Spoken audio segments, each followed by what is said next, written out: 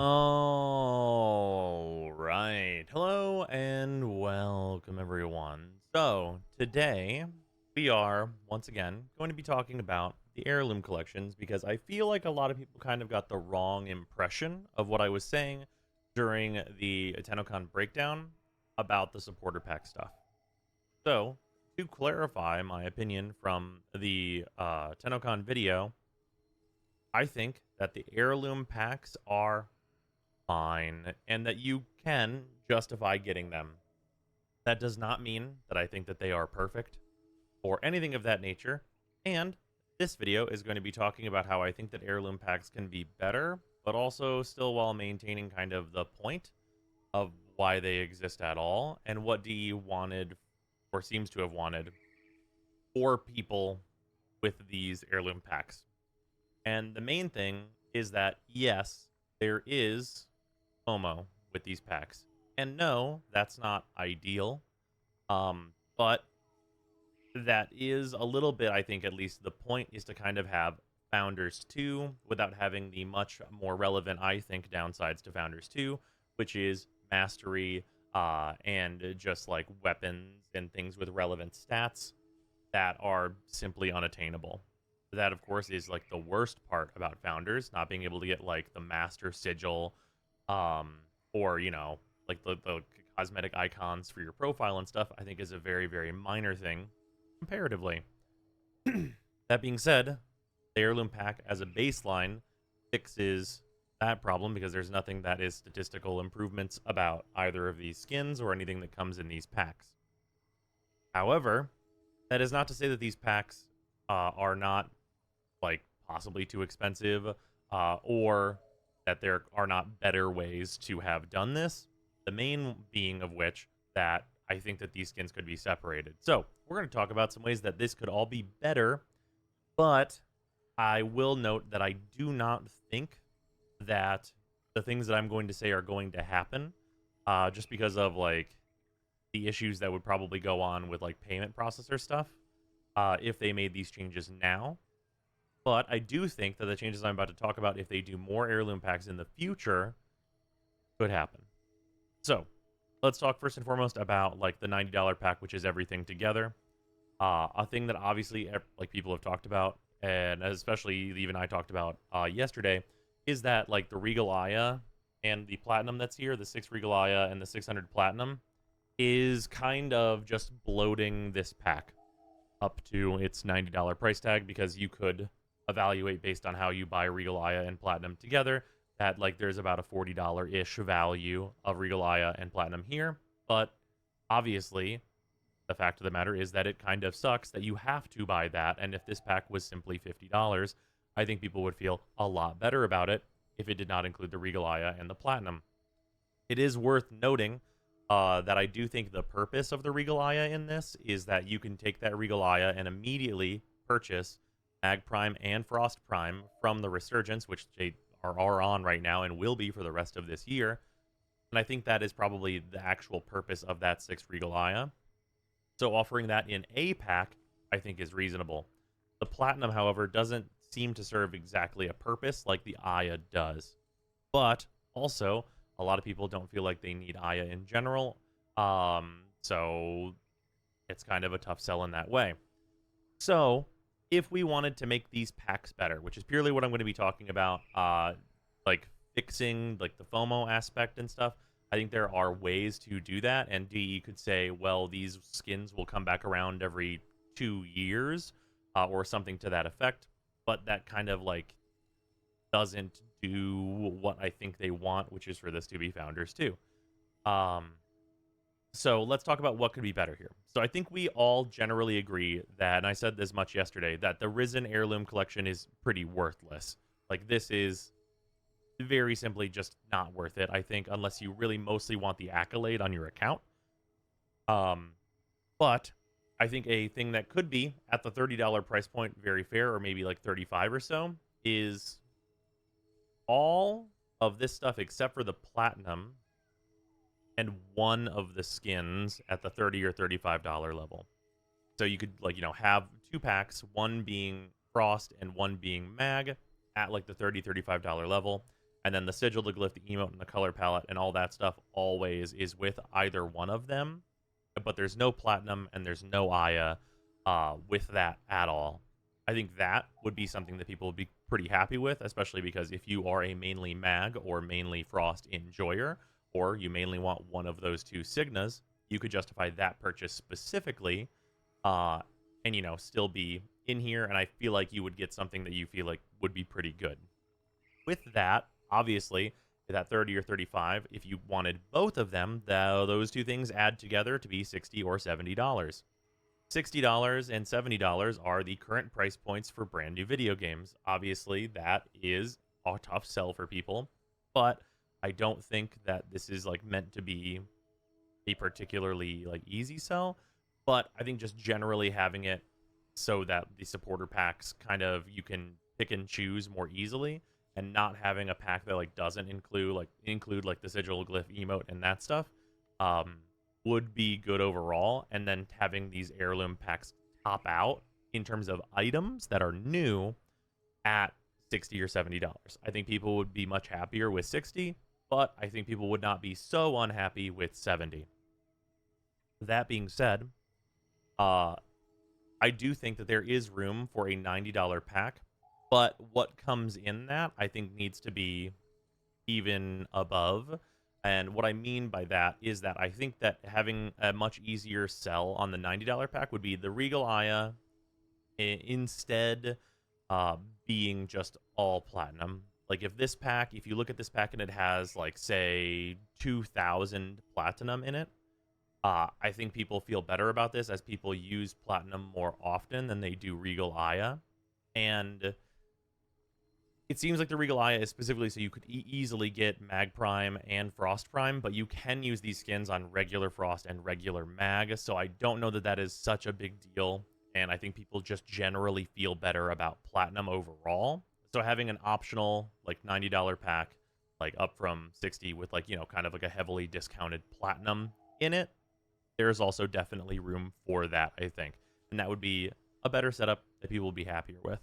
I also think there's room for a fourth pack that kind of goes down the route of people who are not particularly interested in either Frost or Mag as Warframes, because that is going to be probably no small amount of people. And the thing that you could say is, well, then simply don't get anything. You don't like these Warframes and you're not going to use their skins. Well, just don't get them. But the new Signas are a thing that are going to be of particular interest to a number of different people. For me personally, I really like the Mag Signa on my Protea.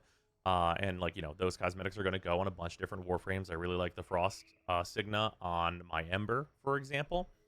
And I think having a pack that is at the same level as either of the packs between Frost and Mag, and at that like $30 or $35, which is both Signas, and then the rest of like these accolade items, like the sigil, the glyph, the emote, and the color palette, I think that is also another pack that you could have in here.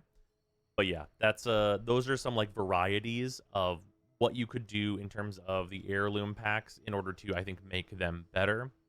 The value is, just not, it's not super here. You have to justify pretty heavily to yourself. And I said as much yesterday. And the packs aren't perfect, and they're not going to be. And, that's kind of just the way that it is. It's pretty clear to me that these packs are based off the way that other games have done these types of supporter packs. With, the items, being cosmetic only and going away permanently. And it is worth noting that those games are, by and large, very comparable to what Warframe has done, and this is kind of Warframe going into that foray. But the most comparable one I want to talk about is that it is pretty immediately and directly comparable to the Path of Exile supporter packs. So these are seasonal supporter packs that Path of Exile does, and you're going to notice some immediate similarities. There's a $30 pack, there's a $60 pack, and there's a $90 pack. And it gives you increasing different cosmetics in here along with their platinum equivalent, which is their points. So this is a system that Path of Exile and people who play Path of Exile, from my knowledge, are very happy with. And these are seasonal for this game, and it is very similarly. It's like, like a kind of like, in this case, it's like what our ephemera equivalent would be, and like it's an armor set as opposed to a skin. There are some intricacies here and there where like this armor set can be used on all characters as far as I know and stuff like that. And like these other different like coffin cosmetics and this like portal cosmetic and things like that. But it is exceedingly similar to how the heirloom packs are in Warframe right now. This is like the most easy one-to-one to look at, I think, whenever we're talking about how the Warframe packs are comparing to packs in other video games. And it is worth noting that the heirloom packs at current and the Path of Exile packs, I would say, are about equivalent. And those those show favorably against what other games offer. For example, another game that is in like the rough like kind of player-based success quote unquote equivalent is War Thunder. War Thunder is it's like a military tank fighting game. You guys have heard about how there's been like big government leaks going on with that game. I'm sure you've seen the news stories, but that game is very popular. And they offer just straight up essentially just buy power, which is that they have like $50 or $60 packs that are, hey, you can get this tank, or hey, you can get this jet to like fight other players with. And they also have like a premium system and such like that in that game. And that is, objectively, I think, a much worse situation than what we get here and in Path of Exile with like the cosmetic only stuff that is just kind of, like a show off thing, or like a, hey, this is a cool cosmetic that I wanted that, is kind of a supporting the game type business. But the other thing that I wanted to talk about with this is that people have, I think, disingenuously said, like, I can't justify spending, more than what Baldur's Gate costs on Warframe. And I think that there's a fairness to that, and also like disparity there, in that if we take like the last year of your experience with Warframe, or like even the last 2 years, or however much time you've put in. And if you're someone who, like, let's say you played the new war, and the new war was like 4 or 5 hours, and I think that was like, like half of a AAA game in a lot of cases, or like at least half of an indie game, depending on what your considerations are. And you got the Angel of the Zarmon, and you got like all like the different PAs, and maybe you farmed all those, and like you're playing through the game and, just doing all the content updates that they release for free. Whispers in the Wall is going to be this year, and like so on and so forth with 1999. And like those updates release entirely for free. And like, yes, they will have other cosmetics and stuff with them. And yes, you can pay for Prime Access. And if you would rather buy Prime Accesses than something like this, then that's totally up for you. But like saying that Warframe is like, not worth the price of like a AAA game or something like that is, it's not, like, it might be true for you, but that's just simply not true for everybody. Like, for me personally, if I'm playing what I do play, which is like about 1,000 hours of Warframe a year, it's really hard for me to hit $1 threshold. That feels like not worth it on Warframe. Like, over the 10 years of Warframe on Steam, at least, it says I've played about 11,000 hours of the game, and that's going to be across my free-to-play throughs and like my main account and all that business. And I really enjoy Warframe a lot. And even if you are on a much more reasonable scale than me, if you're getting 200 to 300 hours out of Warframe per year, like most people do the like dollar to hour count kind of math on it. And if you look at a game like Baldur's Gate, which right now I'm about 105 hours in, and I paid, I think I got the deluxe, I think it was like $80 or so for that game. Ratio wise, if we're looking at like that as a comparison directly, and I'll probably spend like 120 hours likely on Baldur's Gate, if not more. But if you look at like the comparative ratio between like what you spend on those games and like what your enjoyment level is out of it, and obviously your enjoyment level has to be calculated based on how much you feel like you are enjoying your time with the game. But if you are having a really great time in Warframe for a large part of each year, and then you compare that to games like Baldur's Gate, which is a really good example, like that game's fantastic, and you might be having even more fun with Baldur's Gate than for Warframe, which is fairly reasonable, I would say. And like if you evaluate Baldur's Gate at like, well, you had double the fun, let's say arbitrarily, that you have in Warframe, but you played double the hours of Warframe. It's like, well, are those things not relatively equivalent then, in terms of what you would be willing to like purchase wise in the game? And for some people, it's like, well, no, I'm just going to play the free to play game and not spend anything. And by all means, please do. Warframe is a game that's very easy to just like not spend anything on and have a really really good time in. It's the reason why I do the free to play throughs. But on the other hand, if you really like a free to play game and you really like what D has been doing with the money people spend on the game, which is branching out into Soulframe and like what we've like are seeing them do and are going to be seeing them do this year with like Whispers in the Walls and like the Dagoth update and things like that. I think it's important to have kind of the feeling of, yes, I play this free to play game and I'm willing to spend some money on it. And maybe your choices are, well, I don't like the heirloom packs because they're not going to come back. And that's definitely fair. And I think that, having some way or some guarantee that like, oh no, these will eventually be back, is like, hey, maybe these show up every 5 years. Then, okay, sure. Is that a long time between seeing them? Absolutely. But does that like alleviate a lot of FOMO? Probably, honestly. Like if you feel like you regret it, not purchasing these in 2 years because like the Frost and Mag reworks happened and you're like, God, those Warframes are so good, I wish I got the heirlooms, and that would be 2 years off. You'd be like, well, in 3 years I guess I can still get them. Maybe that makes people feel a lot better about that. And there's definitely things to be done here, but they're the value argument that I've seen of that like Warframe is not worth the money of like a AAA game, I think feels like really wrong, because I think free to play games, somebody spends the money in a free to play game for sure.